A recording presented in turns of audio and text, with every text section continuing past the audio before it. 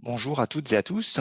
Je souhaite dans cette petite vidéo présenter l'interprétation des résultats de modèles un petit peu complexes comme les réseaux de neurones, les forêts, les gradients boosting ou les SVM qui, contrairement à la régression à l'arbre de décision, ont un petit peu cet aspect boîte noire. On a du mal à interpréter les résultats.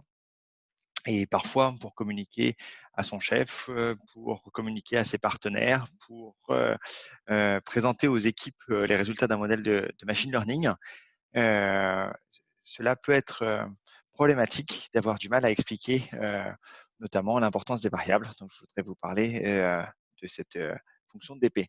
Si je prends une régression classique, euh, donc là, j'ai fait un pipeline, un flux de processus de machine learning dans Model Studio sur Sasvaya 3.5. Et j'ai fait quelque chose d'assez classique où j'ai en concurrence un SVM, un réseau de neurones, la régression, euh, donc des régressions avec sélection de variables ou internes, donc pas à pas, ou avec une présélection, une forêt, un arbre, un gradient boosting, combinaison de modèles et comparaison de modèles, etc. Voilà. Le cas que j'ai utilisé est une base d'exemple assez classique. C'est la base HMEQ. Donc, BAD, c'est il y a eu un défaut de paiement. 0, il n'y a pas eu de défaut de paiement. 1, il y a eu un défaut de paiement pour la banque en fonction de différentes variables. Donc, DebtSync, c'est le taux d'endettement. Ça, c'est très importante. Après, il peut y avoir combien la personne a emprunté, depuis combien de mois elle est cliente, year on job, YOJ, depuis combien de temps elle est à ce poste-là. Ça, c'est des choses assez classiques. Donc, y a-t-il eu un défaut ou pas? Et donc, si on va, par exemple, dans les résultats d'une régression logistique, euh, eh bien, on va avoir notamment l'estimation des paramètres. Donc, l'estimation des paramètres, euh, ici, ou en valeur absolue, et on a le signe qui est juste à côté.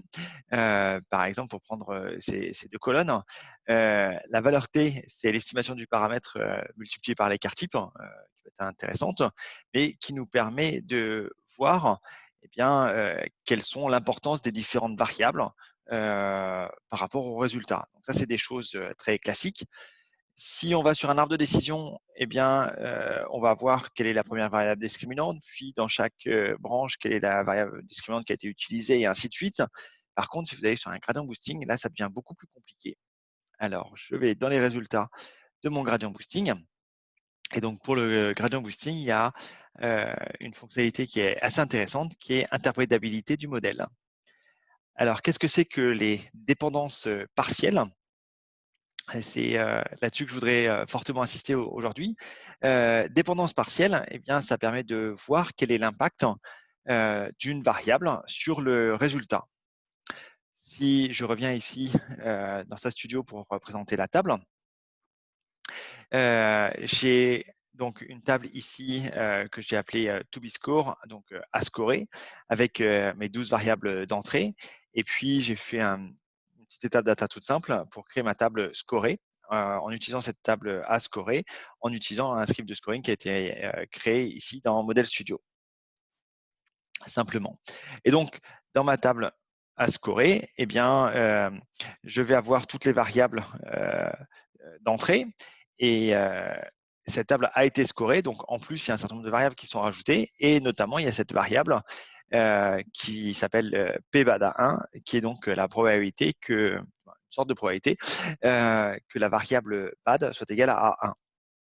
Et l'idée pour faire ce graphique donc des dépendances partielles, eh bien, par exemple, je veux savoir sur value, quel est l'impact de value sur la sortie, ou ici, là, c'est la variable depsync. Pour cette variable depsync, quelle est l'importance de depsync sur la sortie?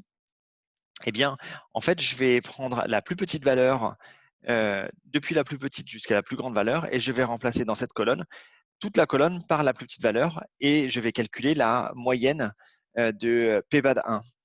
Et je vais le faire pour toutes les valeurs. Donc, apparemment la plus petite valeur d'MSIC est aux alentours de 20. Et puis, pour toutes ces valeurs, à chaque fois, eh bien, dans ma table de test, je vais mettre les différentes valeurs et puis je vais scorer sur toutes les lignes de ma table et je vais avoir donc la moyenne de PBAD1 de ma prédiction. Et donc, ça me permet de bien voir quel est l'impact de, ici, donc le taux d'endettement sur le fait de ne pas rembourser le crédit. Donc, il y a très peu de défauts de 0 jusqu'à un taux d'endettement à 30. Il y a un petit creux. Et puis, par contre, là, on est sur des valeurs très, très fortes de taux d'endettement où il y a les gens ont surtout un défaut de paiement.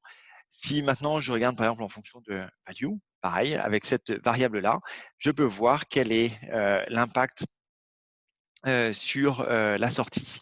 Donc ça, c'est les dépendances partielles globalement sur toute la table. Et puis sinon, vous avez les dépendances partielles par bloc. Donc là, il y a eu un clustering pour faire 5 blocs. Et donc, on a en bleu les dépendances partielles. Et puis sinon, par bloc, pour voir différentes variations en fonction de groupes, ce qui peut être un petit peu plus précis par la suite. Donc, si on vous dit un gradient boosting, un SVM, un réseau de neurones, c'est une boîte noire, pas totalement. Avec les dépendances partielles, eh bien, on peut interpréter un petit peu quel est l'impact a posteriori d'une variable sur la cible. Merci pour votre attention. Bonne journée.